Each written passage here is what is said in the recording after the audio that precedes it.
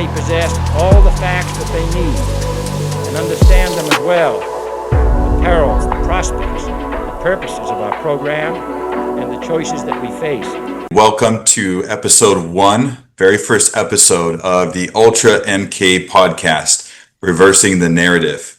My name is Matt Kennedy, and I'm very pleased to be joining with you today with a very dear and special friend of mine, Michael A. Ware. And today we're going to get a chance to kind of get to know Michael a little bit for all of you out there that are tuning into this show. He's a very knowledgeable guy that's been paying attention to what's been going on in the world for quite a while. He's actually been very, very helpful with me in my journey to wake up to the reality of the world that we're living in and what's going on around us, because there's a lot happening, and if you don't pay attention, you're going to miss things. And so in this show, I just want to kind of introduce what the plot line is going to be. So with this show, we're going to talk about all different types of subjects, but mainly it's going to be around, faith and freedom and family. It's going to talk about a lot of geopolitical subjects. It can also talk about science and, information that maybe has been kept from we the people. And we'll kind of dive into reasons why that would even be. We're also going to talk about other things that maybe, in certain circles, people might deem conspiracy theory, but maybe we can actually get into some of the facts and the conspiracy facts that can then maybe open up what the truth really is amongst a world of lies. And so I personally believe why we're doing this show is because we are the new media. We are the truth media. Mainstream sources are no longer reliable, and we can definitely back that up in future episodes on the show. But I am very humbled tonight to be able to record this broadcast and to bring in a very special friend of mine in episode 1 of Ultra MK podcast. Mike, how you doing tonight, buddy? Well, I'm honored to be here. Thank you for that awesome introduction. And, this is something that I know that you've wanted to do for a while, and I'm glad to be in the launch of this. I'm glad to have you. I'm glad to have you. And also, too, I just want the listeners to know, you can also find Mike on his True Social account is TruthFarmer777. And if you want to see more of his posts, you can check out his information in the bio down below. But Mike, it's wild to see kind of from the first time that we met each other, how much we've seen happen in America as well as the rest of the world. So let me just kind of ask you, and we maybe talked about this before, but do you remember when your awakening happened? Like, from going in, just going out to your job or, going to school and just going through life. What was it that really kind of woke you up and to realize that, hey, we need to start questioning things a little bit? Well, I had an event happen to me when I was an infant that woke me up then. I saw things different. Had an out-of-body experience at 5 months old, and that's a whole nother story for a whole nother podcast. Miracles of Jesus came into that situation, and let's just say that I had a different perspective on life than other kids. I'm a Gen X, right? Latchkey kid, drinking out of the water hose kind of kid. All those things they say are true. We're locked out of the house in the summer and all those fun things. But that's a generation. But among them, I was different. I saw things others didn't. I knew things somehow others didn't. And I think it was directly related to the trauma that I experienced. And so I've healed of all that now in multiple layers in multiple ways, and even to the point of where I can help others heal from those things now. But that's just one of the spokes on my wheel. Really, my awakening, as you would call it, isn't like what's going on in the world today at all. For me, it's a perspective of hypervigilance. That's how it started. Hypervigilance based on threat assessment. So if you can see a threat farther away, you can prepare for it more before it reaches you. And I'm a firm believer in, an ounce of prevention is worth a ton of cure. So if you can sidestep something because you see it coming instead of being blindsided by it, that was kind of the perspective I operated out of on everything. But I saw in the spiritual realm as well. And so I saw threats other people didn't, which made me seem a little bit wild-eyed, as you can imagine. What they call conspiracy theorists now, they're just going to call them the first wave of the awakening in the future. But I think God put us all in this world, and we signed up for this. I think before we got here, we said, "Yeah, send me, Lord." And we had to get traumatized in order to get upgraded, I think, a little bit. It's unfortunate that those things happen, but what the enemy tries to do to God's people to hurt them, God can turn to make all kinds of good come out of that. And just take Paul, for instance, in the Bible. He was the biggest Christian hunter there was, and then turns out he writes most of the New Testament, right? So He used to feed him to lions. well, but now there's this whole, and as we talk about the awakening, the younger generations, Gen Z specifically, are like the conspiracy theory generation. They grew up with this as their content that they consumed. I had Bugs Bunny and Wile E. Coyote. They had the internet, and they had all the conspiracy theories.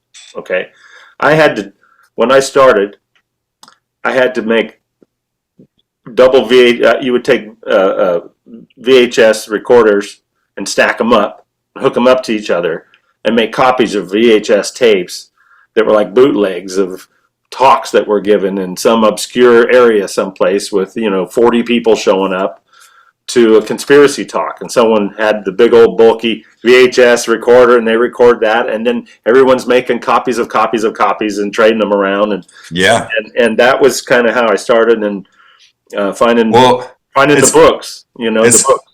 It's funny that you say that because while I was at a Clay Clark Reawaken America over in North Carolina a few months back, I met this guy named Jason Burmis who was involved in making of the movie called Loose Change, which you happened to turn me on to. Within 6 months of me even meeting Jason. Yeah, he used to work for InfoWars. Yeah, he was on InfoWars. It's Alex Jones, and just the stories that he told me about how him and his partners were able to do their own citizen journalism back then and investigative journalism, and how they had to get the word out before the internet. I mean, they were literally making VHS and then it was cable DVDs. access. It started with cable access, where the government had a program with everybody was on cable channels, and every local area had whatever cable package there was, and there was mandated by law there had to be a local channel there for anybody that wanted to come in and do some kind of cable access, as part of a free speech initiative. And that's actually how Alex Jones got started. And there's another guy there that I don't know what happened to, but he was named Freeman Fly, and he was on that same network as Alex Jones out of Texas at the time. And when I finally got on the internet and tapped into them when YouTube was still before Google, then it was free. It had all kinds of stuff. They were just starting to roll out Google Video at the time, which allowed things to go longer than 10 minutes. Originally, they were 10-minute videos limited on YouTube.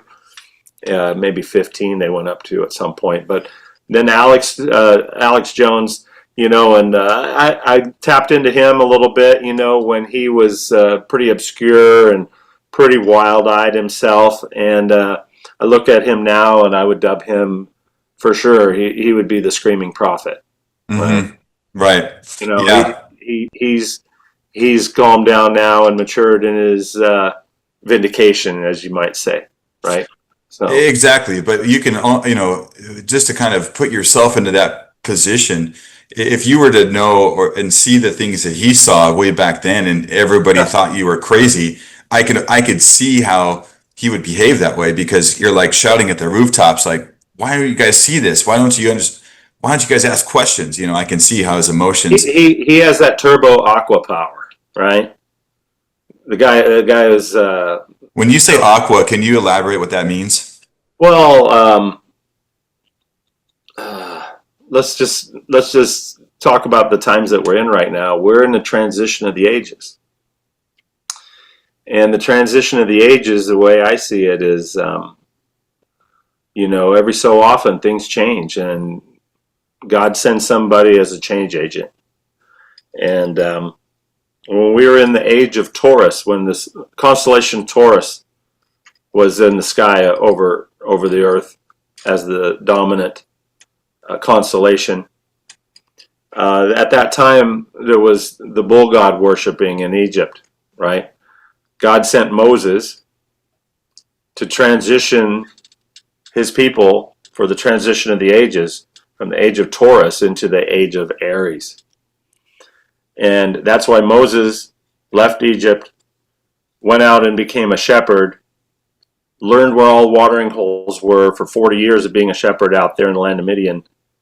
Then he went back, took the people, the Hebrew people, after the Spirit of the Lord had parted the Red Sea, walked them across over there. They wandered for 40 years in the same place Moses went before. But now Moses is transitioning those people from worshiping the bull god of Taurus, which is when he came down off of the mountain and they had the golden calf, as them reverting back, trying to hold that old age belief system, right? It's sort of like the deep state trying to stay alive now, right? It was like they were trying to hold on to what they had. Now, let's put in perspective here that these were people that had the guts to follow Moses to the water's edge in the first place, because a lot of people never left Egypt. They said, I'm not following that guy. He brought all kinds of plagues to town when he showed up. I'm not going with him, right? They had Moses derangement syndrome. So, right? It's only the hardcore MAGA people with the flags hanging off the back of their trucks that followed Moses down to the water's edge, right? They went down there for the boat parade. And so when they got there and the parting of the Red Sea happened, they followed him across and they wandered over there, but then they still wanted to say, you know what, maybe it was better in Egypt, right? I miss my old golden calf. So maybe if we pray to this old God again, maybe we'll get some better things and what's going on here. But that's not the way it was, because Moses had taken them into the new, right? And that's why we transition from the age of Taurus into the age of Aries, where it's the ram, it's the lamb, right? It's the shepherds, right?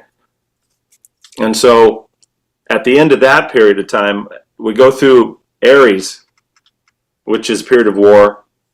And then at the end of that, we have Jesus show up on the scene. And it's transitioning from the constellation of Aries into Pisces, the two fish. Now, it's an amazing thing, but you can roll it back on these astronomy websites where you can go forward in time and see where the stars will be, and you go back in time and see where the stars were. At the time that Jesus was here and he was feeding the people with the 5 loaves and the 2 fishes, right? On the Sermon on the Mount, in that period of time, when he was feeding them with the 5 loaves and the 2 fishes, that's also metaphoric scripture that lets you know what time it was, because the 5 loaves represent the 5 wandering stars, which we call planets today, that are visible with the naked eye, that were in the sky at the time. And that would be Venus, Mercury, Mars, Jupiter, and Saturn. Those are the 5 visible stars that you could see. And that was the 5 loaves represented with that. And then Pisces is represented with the 2 fish. And so that was the 2 fish as well. That's not to take away from the miracle of how he fed people and multiplied the food. That still occurred. I'm not taking away from that in any way. But when he did that, what was going on overhead to give confirmation was the transition of the ages. He was the final lamb sacrifice. They weren't going to be doing that anymore. No more shepherd, no more lamb. Now we're doing the fishers of men, right? Now it's all about water. We're getting closer to the water, you see. We're moving from the desert and we're moving to the water. We're going fishing now, right? So this is where the fishers of men concept comes in, and then Peter's a fisherman, and all these other apostle guys are the fishermen, and it shifts everything because it's a different age, right? But this is also an age where we're allowed to be deceived by, the Catholic Church that pops up with the Pope wearing the fish head hat. Yeah, It goes back to the Dogons and a lot of things in ancient history that it represents, and we can get into Catholic Church, another thing. I love Catholic people, but me too. it's all part of a structured deception, Sure. and it's about cattle management. Let's be honest, right? Sure. So, but now here we are at the end of the age of Pisces, and we're transitioning into the age of Aquarius. So, I happen to be born under the Aquarius sign. Actually, I'm what's called a triple Aquarius, I guess you could say. Mercury, the sun, and the moon were all in Aquarius when I came into this realm. So you're also an Aquarius. I am. Alex Jones is also an Aquarius. Right? Now, we're kind of sent to make a difference, and we feel a certain way where we don't fit in to the rest of society, but at the same time we feel the urge to tell people about what's actually going on, to pull back the veil of deception and to do the revelation of truth. But 20 years ago we were too early, right? We would have been early. Yeah. And now Alex Jones is on public access and on the internet and on radio and everything, and so he's taking and putting his out there with his name, and he's gonna go down some rabbit holes. I was just a guy that talked to people, right? I wasn't out online or trying to get my word out there or anything. I just had conversations with people, and I was that guy that talked about all things weird and wonderful. But the times that we're in now, I really believe that the age of Aquarius it's not just a new age thing that they call a new age thing and a new age religion, right? The gospel and the stars, or the new age just simply takes what God put in the heavens and counterfeits it and tries to give other traditions of men attributions to it. And there's a lot of truth in what they say as well. But it's used for divining and all kinds of different false future projections and these kind of things. Sure. When you can just tap into the Holy Spirit and get prophecy from God and heaven himself, that's a lot more accurate. But is that why I just, sorry to interrupt you, but I believe that. I believe that God created the heavens and the earth and the stars and the galaxies and the movements of all of that for a reason, right? Because they used to sail oceans with just those points of reference, right? And so why is it that many Christians and churches are so afraid of wanting to know about astronomy and the difference between astronomy and astrology? If you could kind of break that down a little bit and just so for our viewers to kind of better understand, because we all see it around us, right? Like, oh, hey, what's your sign, right? Or what's horoscopes in the paper and that kind of thing. You see what I mean? So like, can you kind of separate why you see that the gospels are in the stars versus the false teachings of using things like horoscopes in order for people to get input as to where they should be and what they should be doing, and can you separate that a little bit for our viewers? Well, I would say that the people that are born under the signs and all the traits that are attributed to those different people, that's just one layer of a template for your avatar that you're in when you're in this realm. Okay? I'm not this body. This is the vehicle that I use while I'm in this realm, right? My spirit man operates as flesh body. And then everything gets taken back to the soul level, right? But going back to the age of Aquarius dawning, it's symbolized by a man pouring out water, right? And this water is representative of knowledge being poured out upon the earth. Now, this also happens to be the time that people believe that we're in the book of Revelation time period, right? So revelation, what does that even mean? That means to reveal what's hidden, right? The uncovering, right? We're uncovering the cover-up, right?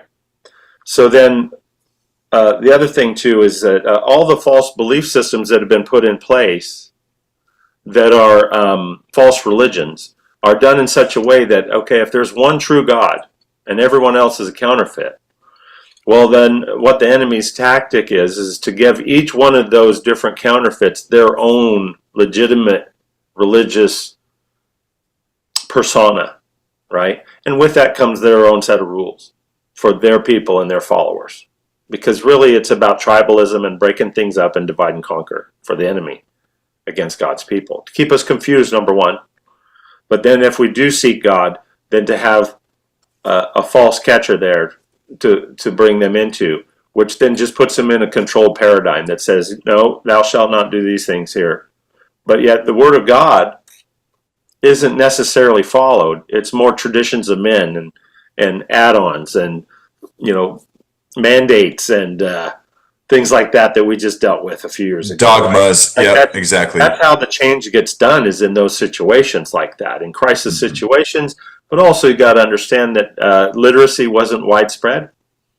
And there were many languages involved also.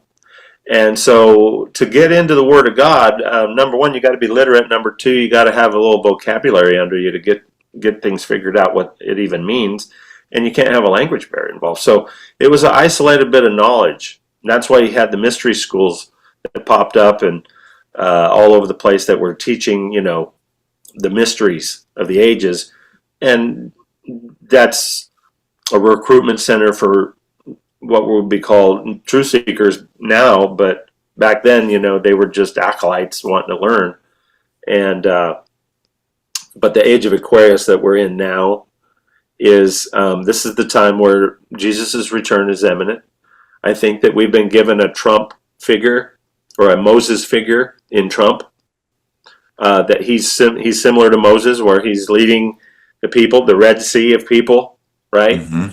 Red Sea of all the people, all wearing red, that he's leading them to the promised land of the golden age that is to come.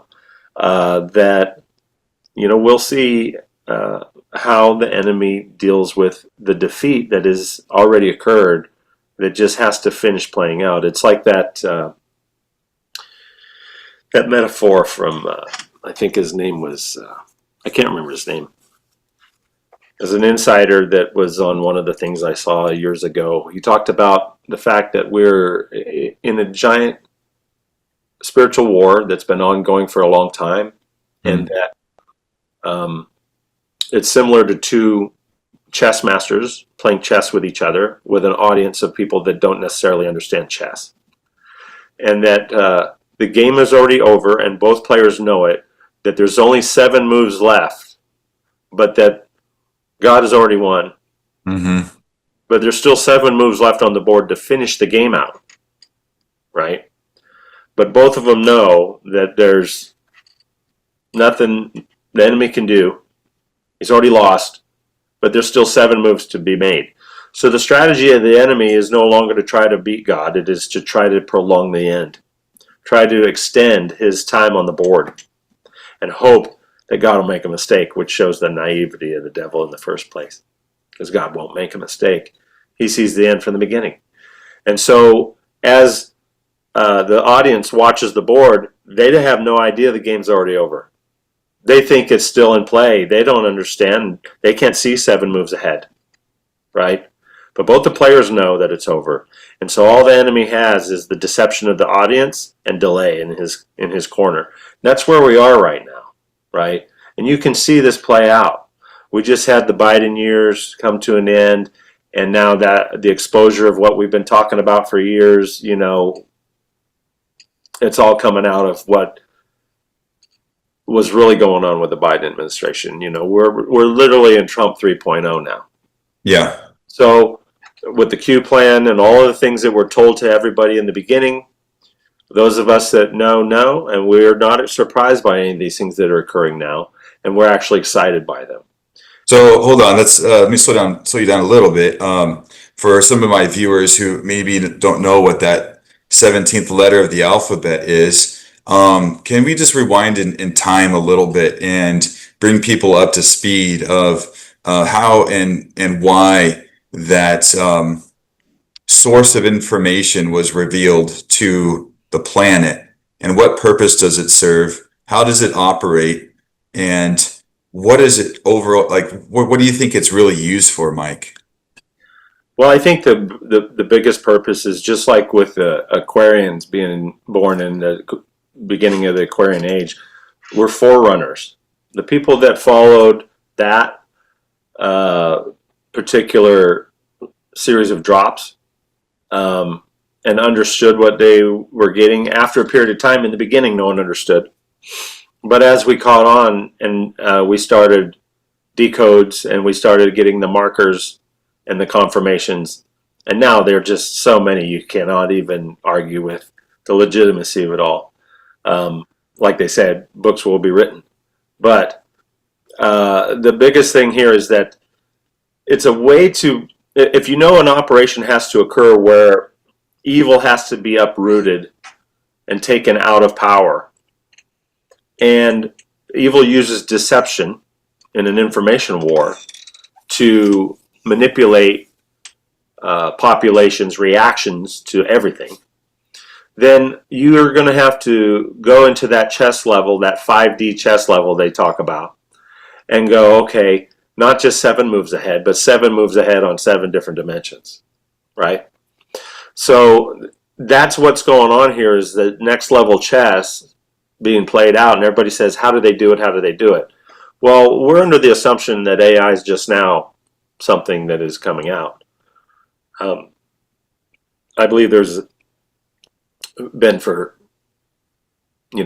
hundreds of years a spiritual AI. Yeah, yeah. Going back to the 17th letter in the alphabet. For those who know, you know already what I'm talking about. When did it get released to the public? Was that October 2017? Yep. That's when it first hit some of the messaging boards, and I wasn't into all of those, but I have sort of a conspiracy radar when things come across, obscure things come across my attention. Holy Spirit highlights them for me and sends me after them. I have an interest in things that seem to pan out in the end. So I dug into that, saying, what's this stuff? Is this a government operation trying to capture all the conspiracy theorists and get us all subverted and chasing white rabbits down the hole, right? So I looked into it and I started realizing that no, there's some kind of code talk going on here that we're going to have to let it age out a bit to see how it goes. I believe that, we have the little pokey pokes they gave us a while back that had an effect on people, and all the different things that went with that. That was a way to get us into doing something, a manipulated event. There's been series of those all back through time to change society and to try to subvert them and keep us basically in our pen, in our cage.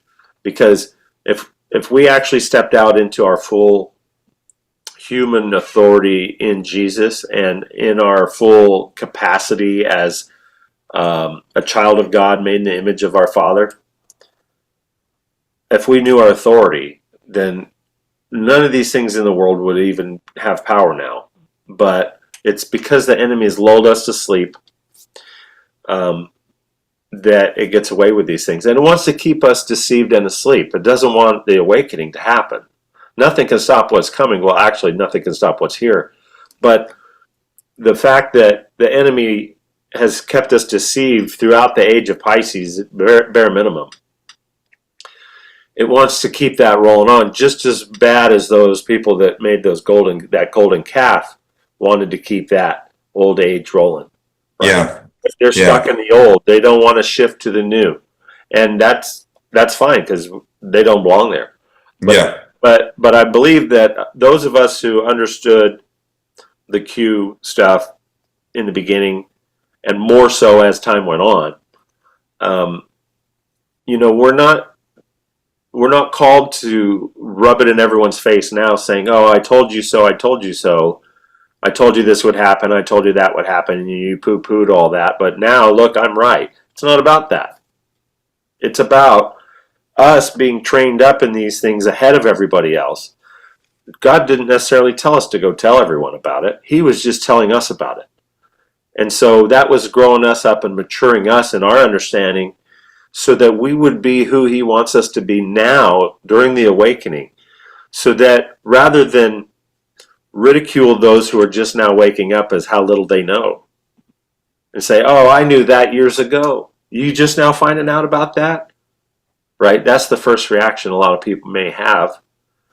But really what this is about is the reason we knew about it in the first place is because God sent us ahead to learn so that when all this awakening starts happening, and it's happening now, it's like a glacier falling into the ocean, right? It just starts calving, right?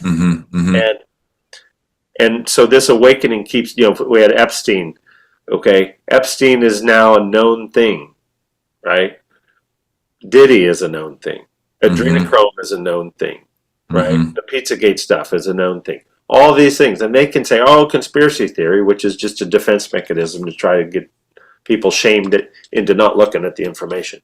But I really believe that those of us who I would say are forerunners, what I call aquas, because God showed how water flows is how things are done. The parting of the sea, water. The great flood, water. Jesus meeting the woman at the well, water. Healing in the well of Bethesda, water. Jesus is the living water. His word is the bread of life. Okay? So all these things are pointing us to water. The Pisces and the fish and the fishermen, and it's all going towards that. And then here we are with Aquarius Aqua, pouring out water. Again, pouring out God's Holy Spirit upon us. The revelation of knowing the spiritual internet. We're not going to need devices. Okay? Us who are Aquarians already know innately within us that we have these abilities and that we just hunger for the rest of the world to know that they have them too, even though they don't feel it or acknowledge it. But they will all wake up to those things as we move into that age. There's a lot in front of us, right? Yeah. We're at the beginning. But we understand, and so it's our job to welcome these newly awakened people of all different types and all different backgrounds and you name it, right? Yeah. Every different type of person that God has made on this earth. That's right. Amen. All children of God. Yeah, it's our job to welcome them into this and to coach them up and say, look, is this, they say, is this really happening? Is this really what's going on? Or is this all just a conspiracy theory? And the answer is yes. It is all going on, and it is a conspiracy theory, and it is fact. All the above, yeah. And it's interesting. I mean, for those viewers out there that can see my green and gold flag behind me, you'll see that Michael has one up there on his picture there. We are both natives of California, and especially being in this state, it's such a diverse state. NorCal. NorCal, yeah. So in just a second, Mike, I'm gonna let you kind of share with our audience the history behind the Jefferson State and the movement. But I just going to what you just said a second ago, it's so true that everybody wakes up at a different time. If you even just like the metaphor of just waking up every day, you get some people that wake up at 5 o'clock in the morning and get their boots on to go outside and go to work. Some people don't wake up till 9 a.m. So it's like, Some and sleep until noon. yeah, some people new, and so it's just it's a process in which people are going to awaken at different time, and I believe similarly where God wants us to welcome those and meet them where they're at in their awakening, and let them know that it's good to have you here, my friend. And like I for example, I have a friend, a close friend of mine that doesn't live that too far from me, an amazing woman who grew up on the coast near Santa Cruz, and that region is a lot more blue and liberal than areas that I grew up in. So she's shared a lot with me in just a short amount of time getting to know her. She was raised in a family that was atheist, and they didn't really talk about God at their dinner tables, and she was just raised differently. And that's okay. I mean, people are just raised. You can't help the house that you were born. Right? What's that? They all come from somewhere. Everyone comes from somewhere, right? Right. But what's so amazing about this story that we're living through, this history storyline that we're in, is for a lot of people, including myself, when they released COVID, onto the planet, and they planned it, and you and I can probably talk about a whole episode of just about that topic in itself, but it woke a lot of people up. And for those of us that were in California, like many other blue states, it was like nothing I've ever experienced in my life. The psychological operation of what it did to people and their consciousness and their behavior, the way that they turned on each other, their neighbors, and the way that people were getting in fights at grocery stores, and it was just a weird time to be in. But I will say though, looking back, is it caused people to question things. It caused people to wake up and say, this doesn't seem right. This doesn't pass the smell test. So my friend, and one of these days I'll bring her on with us. You know who I'm talking about. It took her seeing stripes in the sky and wondering, what are those stripes up there? And her in a checkout line asking like, what are those things called? So God took her down her own rabbit hole into discovery of finding out what's what, and so since then, I mean, she literally you guys on a viral adventure, didn't he? Oh man, I can't wait to bring her on and to interview her and let her explain how it all happened, because she's such a great storyteller. That's actually God's gift, and I tell her that when I see her. I'm like, you're such a good, because she remembers detail. Yeah. I mean, this woman is an encyclopedia. Like she's just very intelligent, and I think that's her spiritual gifts. Oh yeah, and she's so what the world needs right now, especially when it comes to exposing what chemtrails and geoengineering is. And and I love you, Kat, and I hope you get a chance to see this episode. Mike says hi, and we love you, and we love everything that you're doing in your profession and what you're passionate about. You're definitely our family and our tribe, and we love you. But yeah, so that she's a prime example of, it doesn't matter where you come from. It's a matter of where are you right now, and what are you doing with what you know? And, well, let's circle back to the green flag that you have behind you in that picture, which is the same flag that I have behind me in this picture. For those that don't know, Northern California, prior to the bombing of Pearl Harbor, was in the midst, the bottom part of the state of Oregon and the top part of California was trying to become what would have been at that time the 49th state of the Union. There was a splitting off of county leadership from both Salem's the capital of Oregon, and the capital of in Sacramento there in California. There wasn't representation for the people in the rural areas. Everything was designed for urban areas, and so the people just felt left out. And it started with roads not being passable. At the time, they said the roads are not only unpassable; they're barely jackassable. And there was a movement to split the state, and it was going to be a legitimate state split, just like West Virginia was.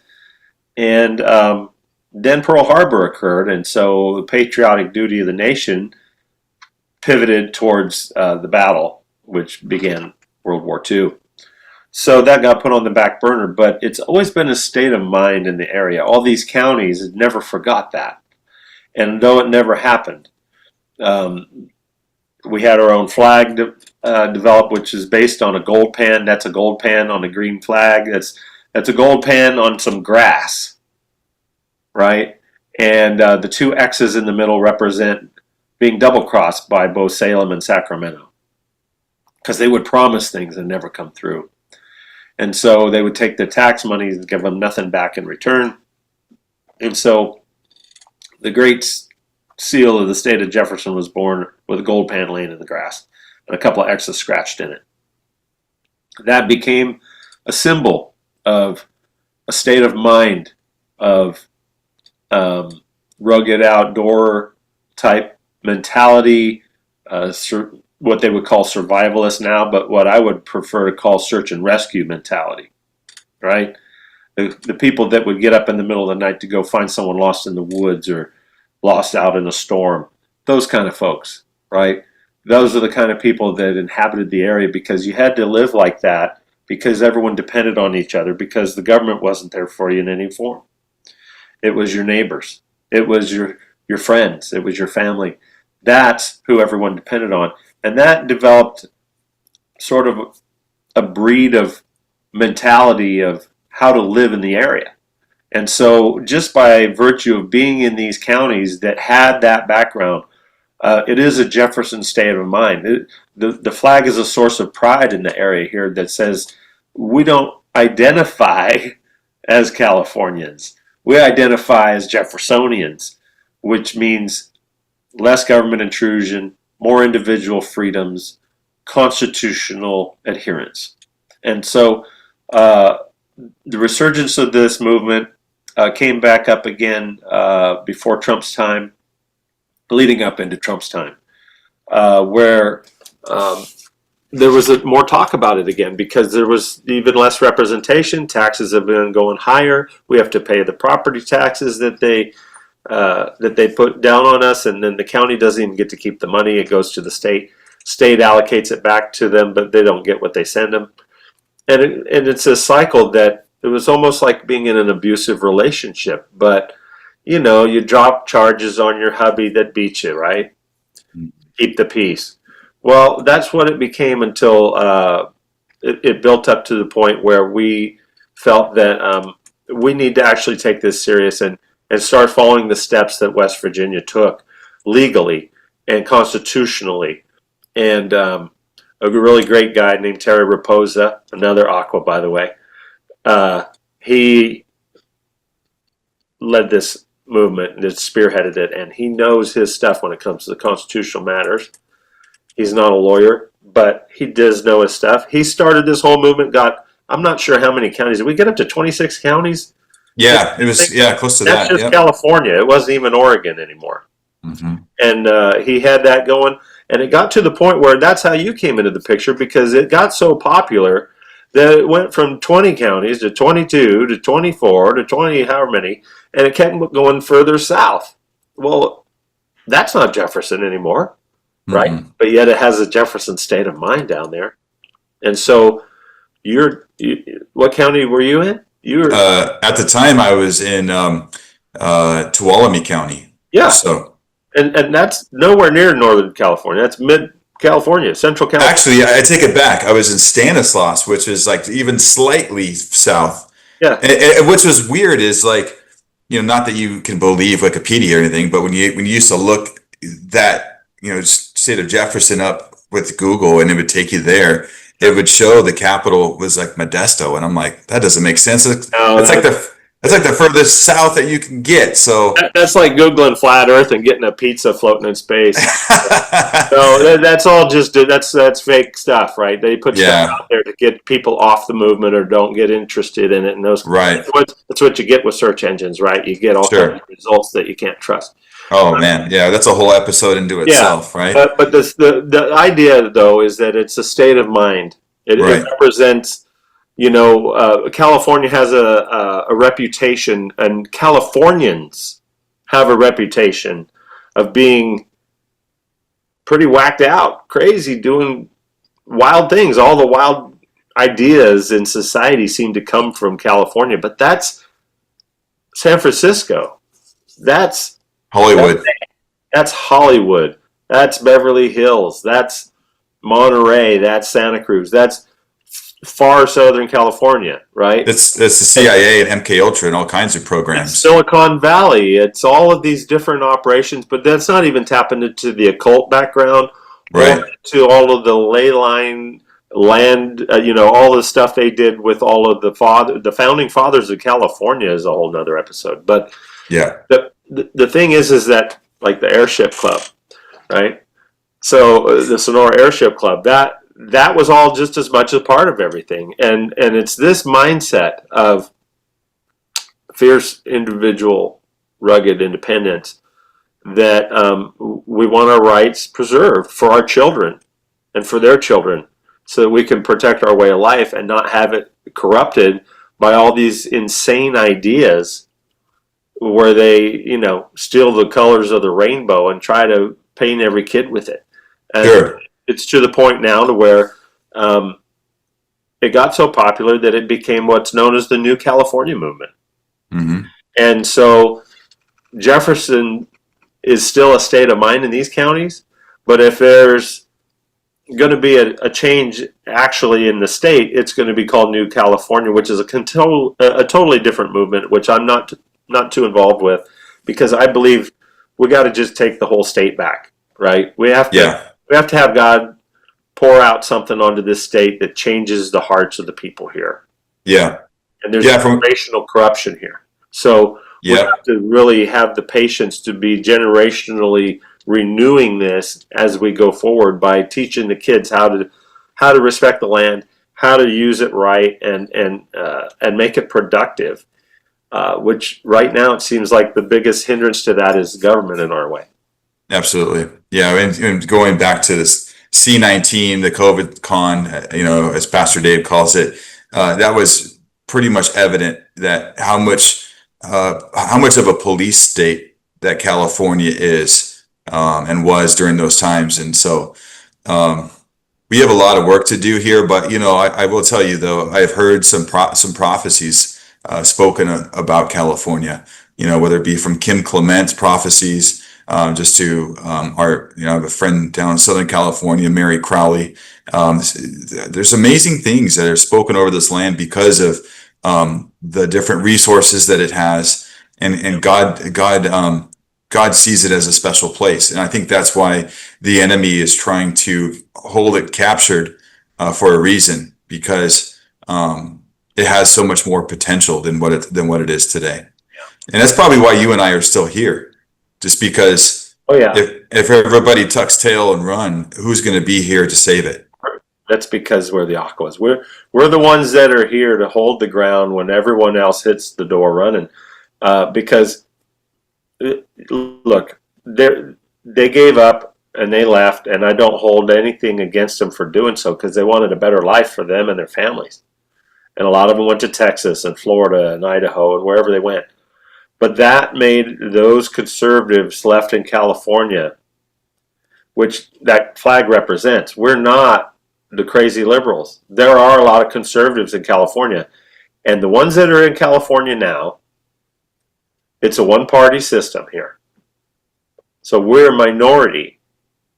And the conservatives of California today are the most cutting-edge conservatives on the planet, because we see the evils of the enemy long before everyone else. And by the time the rest of the country is faced with dealing with it, we've already lived with it for 10 years or more. And so we are forerunners once again out there experiencing things before the rest of them, so that when the rest of them experience it, we can coach them through it and say, look, this is what's going on. Don't get caught up in when the enemy throws dust in your eyes. Mm-hmm. Don't let it distract you. Just keep your forward motion, because that's all there is trying to keep people off track, divert them into something else, put up a false thing to chase, a straw man, a fake website, whatever it is, to keep the search of the truth searchers, which now I would say, my generation were truthers, they were called. And I think now the Gen Zs are more like authenticity hunters, Mm-hmm. right? They're not truthers. They're looking for authenticity in people, actions, deeds, words, content. Everything is what's real, what's not. They have no way of knowing what to believe. We had history that we believed because we believed it, but they know better now, especially after COVID. Well, they have so much information being thrown at them that Yeah. we didn't have back then. And now you I got mean, the AI stuff. Yeah. right. Oh, right. That's a whole nother level Yeah. of just, And they were targeted with porn more than anybody else and everything. And targeted with hormone issue Mhm. things. Mhm. All kinds of attacks have been focused on Gen Z, which just by definition, they're labeled the last generation, Mhm. right? End of the alphabet, Z, right? Mhm. Because I was Gen X. I'm a millennial. Well, millennials are Gen Y, right? They call it Mhm. also. But Mhm. the thing is the Gen X, how did that happen? Before that, it was boomers. Before that, it was the greatest generation. Before that, they didn't even call it they didn't have names. So, Gen X, I find, is pretty interesting when you zoom out and you take a look at wherever X is for my generation, because we were the first generation that knew what triple X meant, right? They Mhm. didn't have, they had rating systems on movies for our generation. Mhm. Okay, Mhm. rated R was created for us so that we would have to have a parent accompany us to a rated R movie back in the day. PG was parental guidance. Well, you can watch that as long as your parents let you, right? Rated G was general audience, anyone can watch, right? But rated triple X, right? Yeah. That was Yeah. something. So Just by calling it that, though, kids want to see what it is, right? let's talk about that for real quick, and we're going to be wrapping it up here pretty soon. But so real quick, let's go back to California, just because this being my very first episode of Ultra MK. I do want to tip my hat to the state of Jefferson, because if it wasn't for them, we I don't know if we'd be here right now, because it was really amazing the way that all happened. But California, I mean, we're going to be faced with some elections coming up in 2026, right around the corner. Yeah. And if you could recall back, from 2020, it was quite amazing what Shasta County was able to do up there with the way that they were able to systematically achieve freedom by overthrowing the corrupt individuals that were at the county level. And then they made that documentary, what was it, Red, White, and Blueprint? Yeah. Which I honestly feel I would love to see a big push for that model to happen again, especially leading into 2026, because it really needs to be on a county by county basis. Would you agree?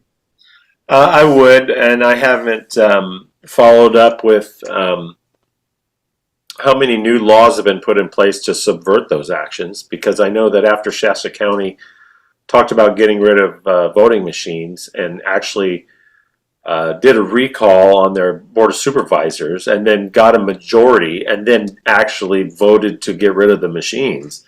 I think someone in Sacramento had a problem with that, and then made it so other counties couldn't follow suit, or attempted to, at least. Mm.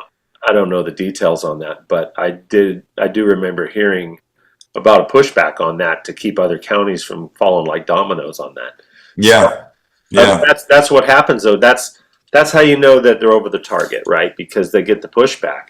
And Shasta County has always been the most patriotic county in this northern state. They've been the standard bearers of patriotism and freedom. And Mark Baird and Terry Raposa and the whole crew of people. We actually had a constitutional convention where we got together and wrote up a constitution for the state, and that was a fun time to do all that. And I don't hold out hope that we're going to actually get that state now. I would much rather see the entire country turn to what we were hoping Jefferson would be, and so and then beyond this country as well. It's really a time where the entire world is shifting and changing, like it or not. And so those who are adaptable and who can shift what they think is true and understand the fact that they've been lied to. They say it's easier to lie to somebody and get them to believe a lie than it is to get them to believe they've been lied to. Wow. So that's the thing. So sometimes you can't tell people. You just have to show them. You have to show them. No, that's why we had the Biden years, so that people could see what happens if you go that direction, right? And How about that? We're going the opposite direction. How about that truth post by President Trump recently? Him acknowledging that Biden was he was gone in 2020. Let's put it that way, without saying the word. But he was gone in 2020. Years ago. Which is 5 years ago, you and I were saying that guy's gone. That's not him. That's not him. We were saying that in 2020, and everybody's worried about COVID. And I'm looking at that, going, well, okay, something else going on here. Trump left in a manner that didn't make sense. And then that's not an inauguration I just saw. And that's not, when the troops turned their backs on him and all of these things. There was all these different things in play that were never, they were never before occurred kind of issues. And so once you get into all kinds of new stuff happening that never happened before, it's so fast that people can't keep up with adapting to understanding it. That's when you know you're in the age of Aquarius coming on, buddy. That's when you know this is how it's going to flow. Yeah. This is how it's going to go. It's going to come like a waterfall, but it's also going to come like a flash flood occasionally, and we're about to see some floating. That's right. We're about to see some face down floating, and we're about to see some party rafts and party barges. So, it's going to be a flood of epic proportions of information that's pouring out onto the world, right, out of the pitcher from on high. The revelation of it all, the revelation of the lies, the truth being poured out upon us. It's about us standing in a position to receive it. But I'll tell you my reaction when I saw what Trump posted and I saw how everyone was making a big deal out of it. I was like, well, Trump broke the internet again. But, this is time for this. It's time for these kind of rollouts to happen. And he needs to just start hitting this thing all the time because it's a narrative driver, right? It's a news cycle capture, right? He can do it anytime because though they want to say QAnon is a conspiracy theory, that's all a straw man. Doesn't exist. There's Q and there are Anons, right? And so the Anons already know when they see that post out there, they're just getting a confirmation that, oh, good, this is where we are in the plan. Great. Mm-hmm. I understand, right? Mm-hmm. And we're supposed to turn and hug all these people that are having their minds blown right now and welcome them to reality. Well, it's just amazing. We're living through history right now, and I mean, at some point, when is he going to say, "Hey, we have a time machine"? Like, when you have a post that came out in 2018, I think 2019, and at the bottom in bold in all caps it says "fight, fight, fight." Yep. Okay, what happened in Butler, Pennsylvania? Right. And it's like confirmation. Yep. It's a delta. When you've been following this, none of this is surprising. These are all just markers, and it's what I call a marker. This is a marker. It's sort of like, okay, you're on a road trip, right? And you got road signs that say, okay, I'm going to Seattle. I'm going up I-5, and it's so many miles, right? And you go through Reading, and it says, oh, Seattle's this many miles. Then you go up a little farther, and it says, oh, that's this many miles to Seattle. And then you get up to Portland, and it says, this many miles to Seattle. As you get closer, you keep seeing these signs telling you you're getting closer to Seattle, right? Those are markers. That's what we're seeing. Okay, we're getting all these confirmation that, yep, you're on the right road, going the right way. Yep, you're getting closer. Yep, there's less miles to your destination now because you're still going the right way. So, it's those kind of things that those of us that have been impatiently waiting. I've learned patience in these Biden years. I'll tell you that. And I'm not the same man I was 5 years ago. I've gone through several versions of myself in the last 5 years. But Me too, Mike. Me too. yeah, and they're all upgrades. It's awesome, and the Lord's been the architect of that. But you know, we're going towards something that you and I see the end of. Others are just sort of like wandering, going, "What's happening?" Right? And we need to come alongside these people and go, "Hey, here's what's happening. Here's how you can. Here's my perspective on it that I can share with you. I'm not trying to tell you to see it my way. I'm telling you what I see." Right? And so you're going to see it your way because God made you the way He made you, and He put you where He put you. And He's got you being called for something. So it's up to you to stop being distracted by the enemy and stop being led off track and keep on point and keep headed for your destination so that you can hear that call when it comes and you can answer it and you can step up and do what God designed for you to do in this hour. I agree with that. Thank you so much, Michael. I really appreciate you coming on episode 1 of Ultra MK and to help us reverse the Congratulations narrative. on getting it launched. This is going to be so much fun. I don't know why we didn't do this a long time ago, but there's no better time than right now. I would like to also share with the audience too. It's been on my heart a lot lately over the last year and a half. And I'm also involved in helping Peace of Heaven, which is going to be the largest aftercare intake facility for children who are going to be rescued from sex trafficking. And we're going to do that here in California. I want to let people know about the Rev 17 conference. It's going to be happening this June 20th through the 22nd, and it'll be located at the Church of Glad Tidings, which is in Live Oak, California, about 50 minutes north of Sacramento.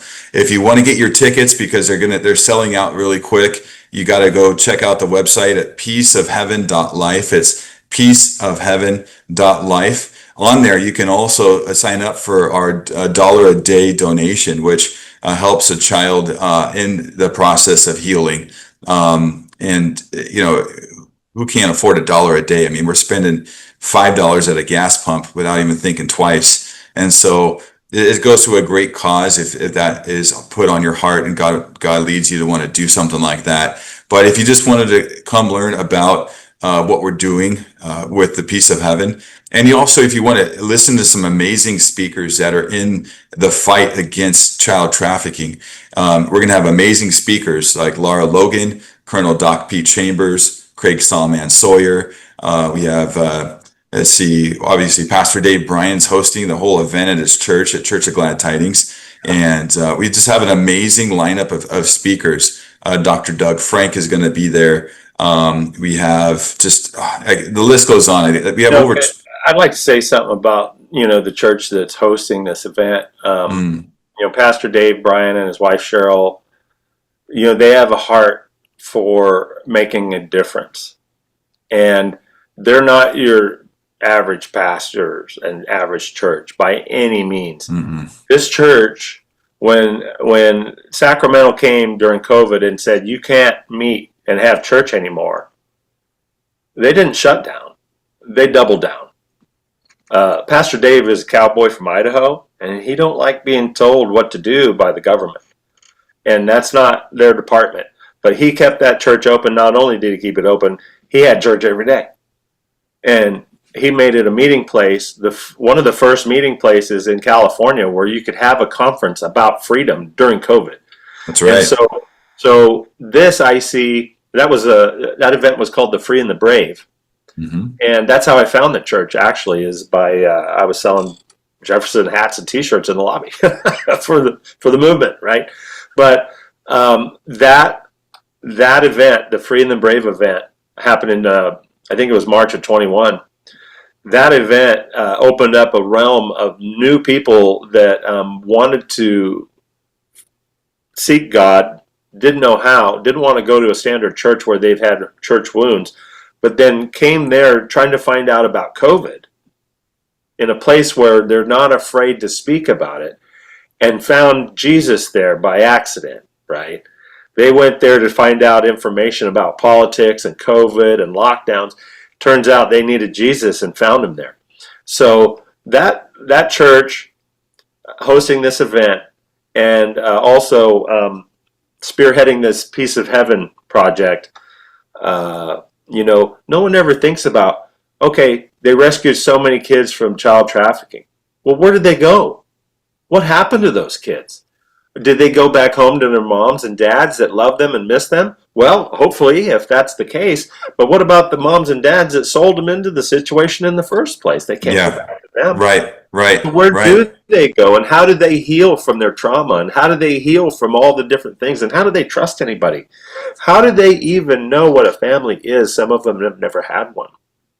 So Pastor Dave and Cheryl have come up with this concept of, let's find a place that we can help these kids grow, welcome them into our church family, and the people of the church can help with, fostering them in and growing them up and helping them heal. And then we can add in all kinds of specialist people that, are skilled in the areas of what these kids may need to heal. That's right. And just try to help them become productive members of society that can go and have healthy relationships and have trusting relationships with people that, some of these kids are just scared of everyone, Yeah. So Yeah. I'm just thankful that you're involved with this, and that all the different people on the team, it's a great bunch of people, and it's just a way to love those kids into being successful,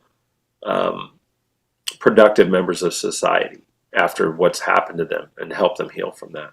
Yeah. It's honestly an honor and a duty. I'm so glad God brought me to this point in my life. I'm so glad to be doing it with Pastor Dave and with the team from the Church Glad Tidings. And now that's a fundraiser that's coming up.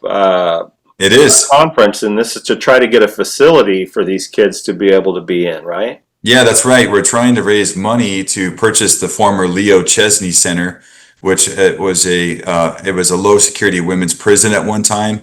It's been upkept pretty well, and it has been used in almost a dozen years, but it has the potential to be renovated and transformed into a paradise. It's not going to look how it does now. All the barbed wire is going to come down. Yeah. All the walls are going to be painted beautiful colors, and different murals are going to be painted. We'll have fountains and just, it's going to be a beautiful place to go. And right now we're trying to reach our goal of $4 million to purchase the property. It actually came down in cost from 17 million to 4 million over the last few years through different negotiations. But we've reached 2 million in donations so far, but we're praying into the rest of the money that's going to be needed to purchase this center. And Rev 17 is going to be an amazing production, and There are going to be podcasters there, right? How many podcasters? Yeah, we're going to have 17 podcasters there, coming from different regions, not just California, but even out of state. His Glory TV, Pastor Dave Scarlett is a founder of that network, and they've been super supportive in helping with Rev 17. They're going to come and broadcast. We're actually going to be live streaming the entire event. It starts on a Friday night at 7 and doesn't end until that Sunday at 4 o'clock. So we'll be live streaming it on X and Rumble and a few other outlets. And it's something that you don't want to miss. I mean, it is. It's not for children, so it's ages 16 and up. You have to buy your tickets in advance. So make sure that you log in, and it's peaceofheaven.life. Or you can go to the churchofgladtidings.com website to get your tickets while they're still there. But every dollar that's spent is proceeds that go towards our fundraising goal to purchase the Leo Chesney Center and transform it into a paradise for children that are going to be rescued. So, I was going to ask you, is there a chance? Well, I know there's a chance because we're praying for it. There's a lot of people praying for this lady. Is there a chance that Tina Peters might get out in time to come to this event at her home church at Glad Tidings and be welcomed back to her church family? Is there a chance that that could happen? I'm hearing rumors. There's always a chance, with God, and she's a patriot, and she's a beautiful woman that our church has embraced in her pursuit of freedom and to expose the lies of all the voting machines and the criminal syndicate. So we're praying into that from the church, and you can actually tune in to our episode number 3, where I'm going to have a very special guest, a man of mystery behind the cowboy boots. Mr. Wano Savin is going to be joining me. So hopefully he's been on point with Tina Peters, and he's been leading the fight. He's going to hopefully have some information of where we're at with getting her out of prison and getting her to a comfortable place, and hopefully we're praying in so she can come to Rev 17, because her family misses her church family misses her a lot. If you're God's going to use her in a great way, because he's these people have put her through the ringer. What they did to her and her family, that'll all come out. But it will. But that's also forging her into what God's turning her into to use her for now. That's right. It's going to be powerful, and it's going to be in a good timing too. So I'm pretty excited about that, and I look forward to seeing her. Yeah, me too. Me too. Well, folks, that's a wrap on this show. Michael, you think you want to come back on sometime? Yeah, I could probably do this occasionally, but I'd like to end in a prayer if you don't mind. No, please do. I'd be honored. Father God, I just come before you humbly, and I thank you. Thank you for everything that you do for all of us. I thank you for chasing us down as we run from you. I thank you for just pouring out your blessings on us, whether we deserve it or not. And we know we don't deserve it, Lord, but we thank you. And I ask that you would bless Matt and this podcast as it goes forward. And that anyone that hears this, Lord, I just ask for blessing on them as well. And Lord, bring to this conference those people that need to hear the information from the speakers, that need their eyes and ears open, need their hearts activated, Lord. And give us the ability to coach them through their awakening if that's what they need, Lord. But more than that, pour out your love on everyone in this world, because we need it more now than ever. And even those that won't receive your love, Lord, just pour it out on all of us equally in great measure. We love you, Lord, and we thank you for all the many ways that you work miracles in our lives. And we just ask that you would keep showing us the markers, keep showing us how you work in our lives every day, and keep drawing more people to you. In Jesus' name. Amen. I'd like to say something also about Church of Glad Tidings. Anyone who's curious, if they go back into the archives on the website, churchofgladtidings.com, the archives from the COVID period would be really good information for people to watch. There's a whole lot of information coming out now about the origins of COVID and the truth about COVID. Church of Glad Tidings was talking about that in 21 and 22, and it's all in the archives there. So go back and watch all the conferences they've already had, and then come to the one they're having now.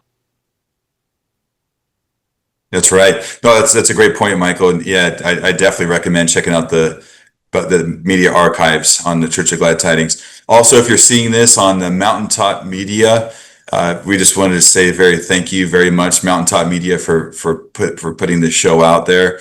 And until next time, we'll see you on the Ultra MK podcast. My name is Matt, and thanks for joining us today.